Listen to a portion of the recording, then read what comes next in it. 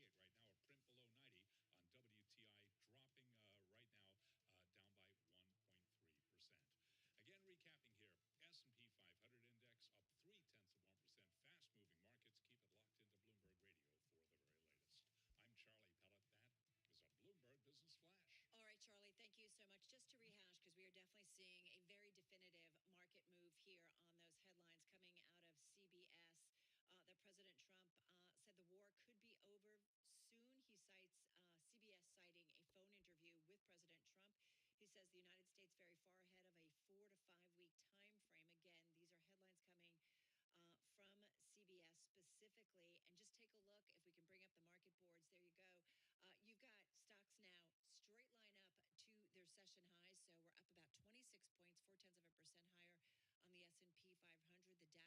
The Dow is up about 0.1%, and we've got the Nasdaq 100 also up at about 0.8%. Industry groups all increasingly moving into the green. What a reversal that we're seeing. I think that's something that traders wanted to know. They really just don't love the idea of uncertainty.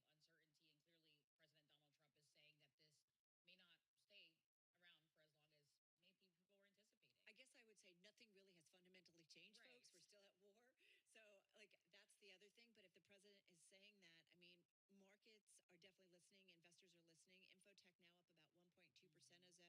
nothing really has fundamentally changed, Right. folks.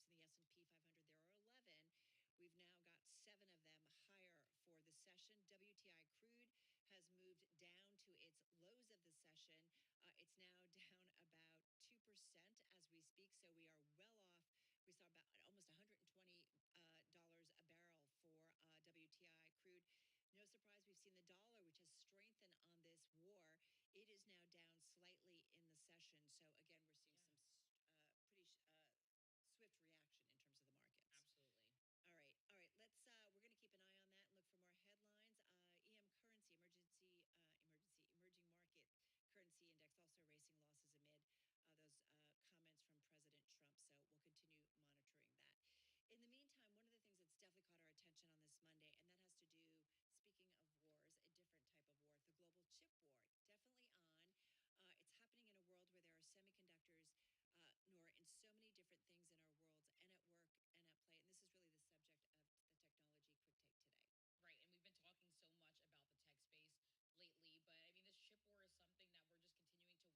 And of course, our next guest is all over it. Yeah, she is. She is Sarah Fryer. She and the team putting this out. Bloomberg News big tech team leader Sarah Fryer is with us. She is also the author of No Filter: The Inside Story of Instagram, and she joins us from our Bloomberg San Francisco bureau. Sarah, this is a great story by the team putting this out here. Is it as simple as lots and lots and ever-growing demand for semiconductors, and so it's just outstripping supply? We just can't make them fast enough. It feels like that's the story we talk about a lot every day. Well, it is that, but it's also the kind of semiconductors that are being made and contracted for are the high bandwidth memory chips that go in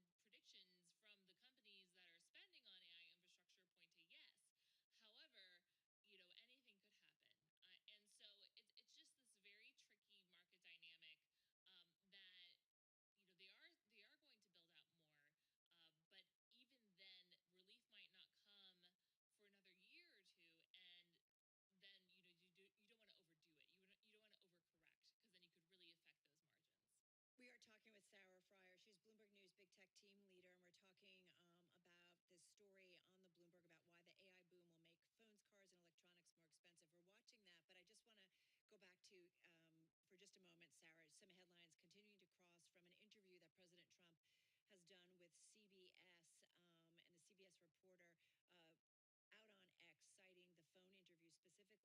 But it looks like the president is saying that he has someone in mind to replace Mojtaba Kamane, of course, who has been the leader that has been put in place to take over from his father, of course, after his death. So it's interesting to see that President Trump, is commenting on that too. And of course, we did see that President Trump earlier say that the war could be over soon, and we saw a swift reaction in markets where we have moved up in terms of equities. We are now green across the screen, and we've seen WTI crude actually now lower on the day. So we've seen certainly reaction. Sarah, getting back to you, because I do feel like when we think of narratives, it is certainly what's going on and how long this war goes on. But the AI narrative is just constantly there in the background. You mentioned that the cycles, so nobody has said that it's different this time around when it comes to the semi kind of build out cycle, oversupply that will lead to lower prices. People still believe that that is still intact. Well, I think that there are a number of executives who are very concerned about hitting a wall in terms of chip supply. And the overall, we're hearing, we may be fine for the foreseeable future, but then what happens after that? Will we have enough? And so a lot of the big tech companies are signing contracts for many quarters out, and that's become troubling for some of the smaller suppliers that don't have that negotiating might or that kind of balance sheet to support that. And we are hearing that some products may just be too unprofitable to make, that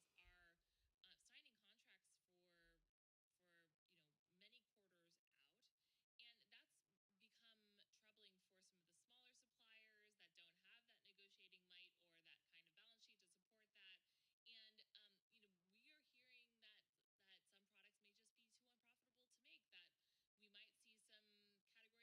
So, what do you think are some of the knock-on effects, or maybe some of the derivative impacts that come from these higher prices? I mean, if we think about energy, that still continues to be the focus, not only with the national news, the international news that we've been seeing with this ongoing conflict, but when we think about energy prices as it relates to data centers, it's a story that we've been following for quite a while. So I'm curious. It's just huge. I think the memory chip crisis, the supply crisis, is just the beginning of the walls that are going to be hit in this build out of AI data centers. What happens when you run out of construction workers, when you run out of real estate, when you run out of energy, like you mentioned, when you just can't get enough water to cool down the data centers, when communities start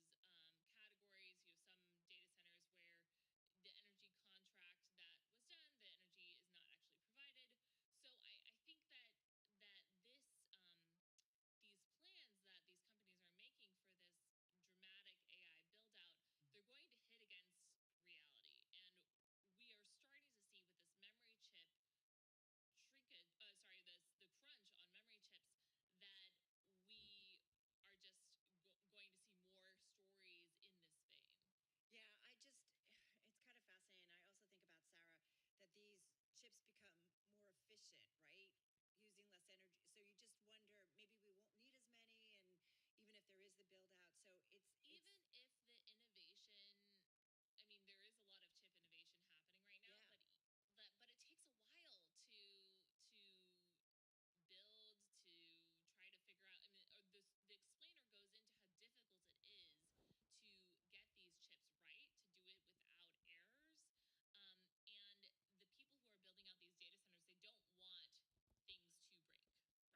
would render it difficult to find the problem, difficult to fix, and could render an investment less usable.